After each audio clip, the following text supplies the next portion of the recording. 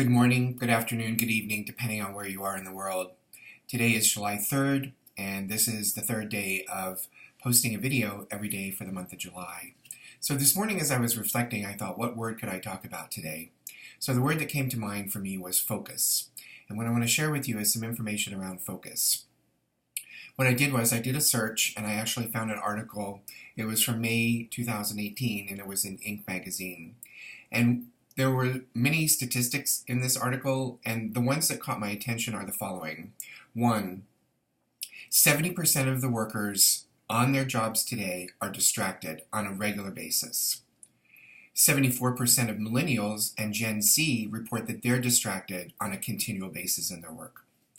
So what's interesting about that is that we have a large percentage of people as an overall, as well as within 2 generations, that are distracted on a regular basis.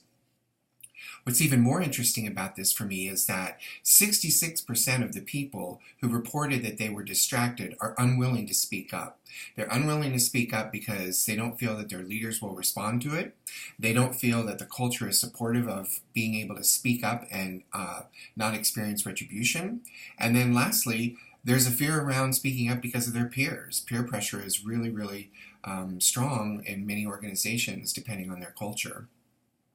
So there's an argument to be made for removing distractions, allowing people to be more attentive in their job, allowing people to be more engaged in their job, and supporting people in being more concentrated, having more concentration in their job.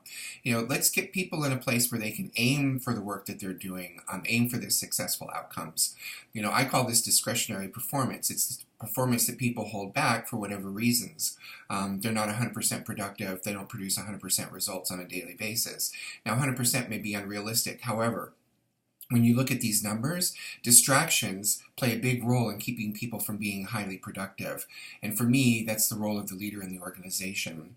So the argument for removing these distractions and allowing people to be focused in their work comes out in the business. The business says, the business reports in this article that 75% of the people are more productive when the distractions are removed. To me, that's not a epiphany. That's not a huge aha. That's oh yeah, well of course, it makes all the sense in the world. And what are we as leaders doing to remove those distractions? The next is that motivation is a really key indicator when it comes to employee engagement and employee satisfaction. And what it stated in this article is that when the distractions are removed, workers are 57% more motivated to do work. They're engaged, they're focused.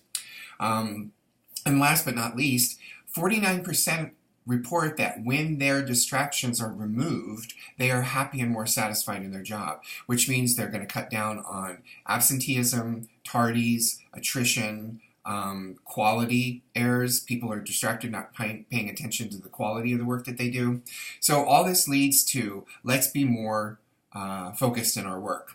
And I'll just share briefly with you a story for me. I never had to be so focused in all my life as when I was sitting in business meetings in China, where there were 2 languages going on at the same time, and the pace was the conversation would take place in Chinese, and then it would be translated to me. And so the work took a lot longer to be able to get done because we were doing these multiple languages. I had to be relentless in my focus on this, making sure that I paid attention to the nonverbals, make sure that I paid attention to anything that I could understand and what they were saying, and make sure that at the end, I had 2 choices. Was I going to stay focused on what was going on in the room, or was I going to choose to be distracted and not pay attention?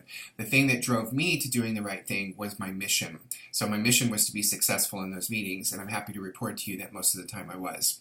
So if you're interested in talking with me more about focus or any other issues, topics around leadership, I'd love to hear from you. My name is Phil Bolander. My company's name is Seed and Lead. I specialize in business transformation and leadership development. And if you send me an email at phil@seedandlead.com, I'd be happy to respond to you and set up a free discovery call with much gratitude.